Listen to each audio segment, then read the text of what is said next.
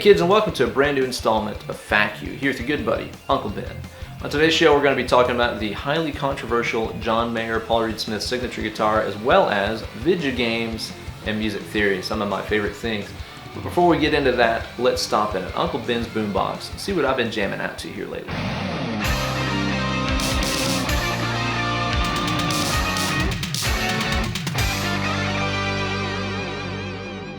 This week I've been super hooked on listening to Van Halen 1, which is one of my favorite records of all time. I've listened to that album my entire life. In fact, some of my earliest memories as a kid are of listening to Van Halen 1. My parents had a sweet old stereo, had a turntable, they had Van Halen 1 on vinyl. My older brother would put the record on the turntable and we would just sit there and blare it and listen to that thing non-stop. That's actually the first electric guitar that I ever remember hearing, and it's still like my favorite guitar tone of all time. Sometimes I'll listen to this record just so I can hear that sound. I particularly remember listening to like Eruption and stuff like that, and of course not having a clue what was going on. It would be another 13 or 14 years before I even started playing guitar, but I just knew whatever was happening with that guy's guitar sound, I liked it. If you're a guitar player and you've never listened to this album from start to finish, you owe it to yourself to do it immediately. Go on YouTube, go on Spotify, whatever. Listen to this whole thing from start to finish. It's some of the most awesome, sassy, tasty guitar playing that's ever been recorded. Eddie's tone, technique, and use of effects were light years beyond what anybody else at that time was doing. I can't imagine what it was like to be a guitar player in 1978 when this was released, and just know that that is like the new standard for how good a guitar player can be. Every song on the record is great and features some sick guitar playing. The guitar tone is unbelievable, and more importantly, it's just one of the most important records in electric guitar history, and one of the most important records to me as a musician, period. So give Van Halen 1 a spin. Okay, our first question today comes from my man Caleb, who asks, what are your thoughts on PRS's John Mayer signature guitar? So for those of you guys who might have missed it, a couple weeks ago, Paul Reed Smith unveiled their new John Mayer signature guitar, which they had been developing for a couple of years. And as soon as they started releasing pictures of it, people just went completely nuts and started getting super pissed about it because it has a pickguard and 3 single coils and a tremolo, and it's pretty much a Strat. Personally, I don't really understand all the hate that this guitar is generating from people. People are seriously acting like this is the first time that a guitar company has ever had the audacity to make a Fender style guitar. A Strat is a great classic style of guitar. There's a reason they've been on like 8 million records. And Paul Reed Smith builds excellent guitars. You're getting an excellent Strat. What's the problem with that? If you'd rather have Fender's take on the classic 3 single coil tremolo guitar, they still make those too. You can buy one of those instead. A brand new Fender American Professional Strat is about $1,600, whereas the PRS John Mayer is about $2,200. Last I checked, I didn't see anybody getting super pissed at Anderson or Tyler or Sir or any of these other companies for charging around the same price for their take on the 3 single tremolo guitar. I'm not going to sit here and tell you that it's the most revolutionary guitar that's ever been made, but I've heard that the neck on it's really nice and that the tremolo stays in tune well, and I've heard the pickups sound amazing. I also really like the little refinement they did to the neck heel there, where on the neck joint it's not squared off like a Fender, it's kind of rounded off on the corners. That's a little touch that keeps that, hard angle from digging into your palm when you're playing up high, so that's cool. I guess the bottom line for me is that the last time I checked, paying around $2,000 for a brand new American-made PRS is not a bad deal at all. They make really, really, really excellent guitars, and this is their take on a classic design. Plus, if you're a big John Mayer fan, it's a great show of support for his brand and his music by buying the guitar, because God knows nobody buys albums anymore.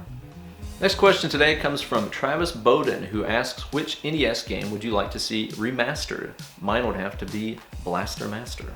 Blaster Master is indeed a fine choice, Travis. That's a good one. If I could see any of those classic NES games that I spent my entire childhood whittling away at, remastered and updated with better graphics and stuff like that, the first one that came to mind for me was Ninja Gaiden 2.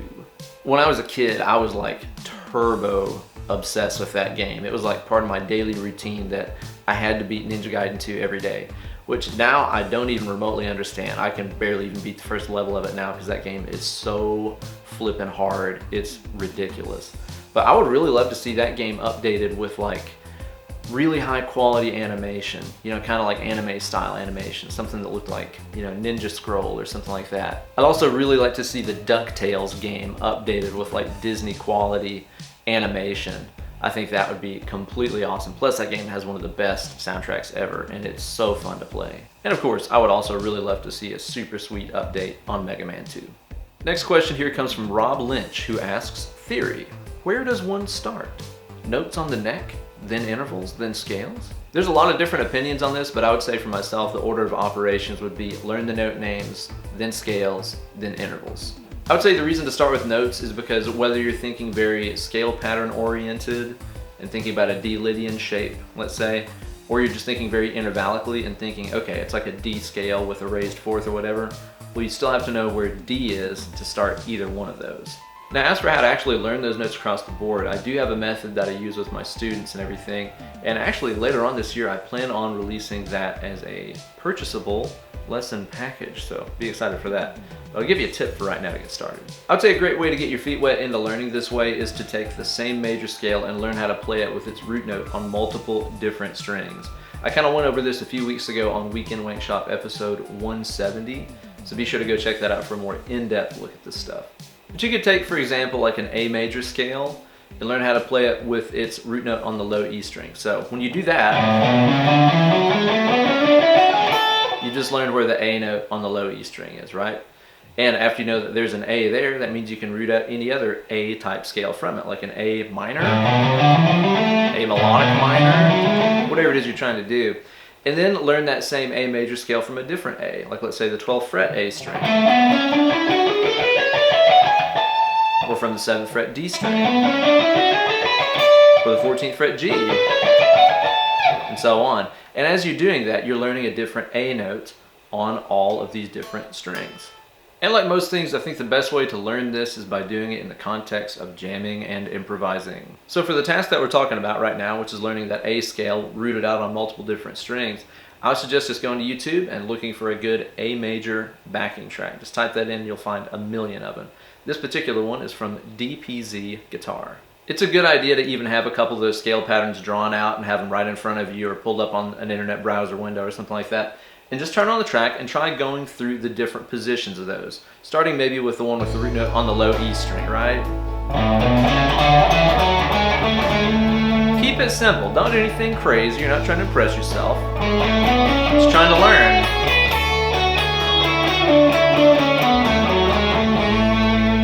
So melodious. And then try the same thing but from your A string root note scale pattern, right?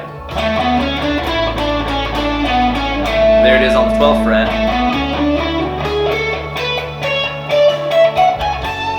Ooh. Then try from your D string 7 root note.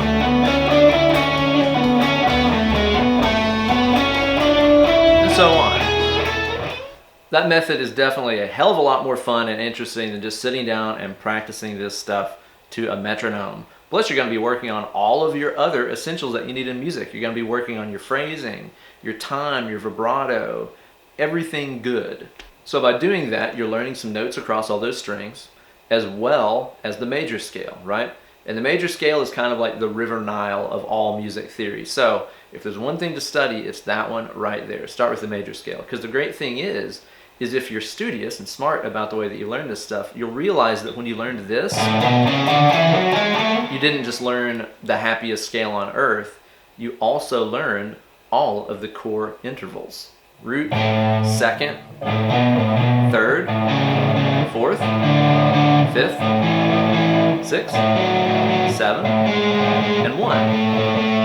And you learned those intervals by learning the major scale. And the great thing is if you understand that if you know how to play a root and a second and a third and a fourth and fifth and a sixth and a seventh, and you know how to modify those to become flat sevens or sharp fourths or whatever, then you can easily understand and comprehend everything that there is to know in music theory. So for example, if you learned that major scale and you understand really well that it's 1, 2, 3, 4, 5, 6, 7, 1, well then when you're thinking about something like, let's say, a Lydian scale that has a sharp 4 in it, well, all you do is just modify that template that you know so well already. 1, 2, 3, not 4, but sharp 4, 5, 6, 7, 1. Do that in all your other positions too. 1, 2, 3, sharp 4, 5, 6, 7, 1. 1, 2, 3, sharp 4, 5, 6, 7, 1. Knowing the notes taught you where to put the scale. Understanding the scale taught you the intervals. And once you understand intervals, you can understand anything. Thank you guys so much for watching this installment of FAQ You. I'll be back with another one in a few weeks, so be sure to drop me some comments below letting me know what questions you would like to see answered. Ask me stuff about movies and food and guitar and video games and puppy dogs and stuff, and we'll cover all that on an upcoming episode. Please like this video and subscribe. You guys can also follow me on Instagram at Ben Eller Guitars or over on my Facebook fan page over at facebook.com/Uncle Ben Eller. Stay tuned for another episode soon. Thanks again for watching. Cheers, guys.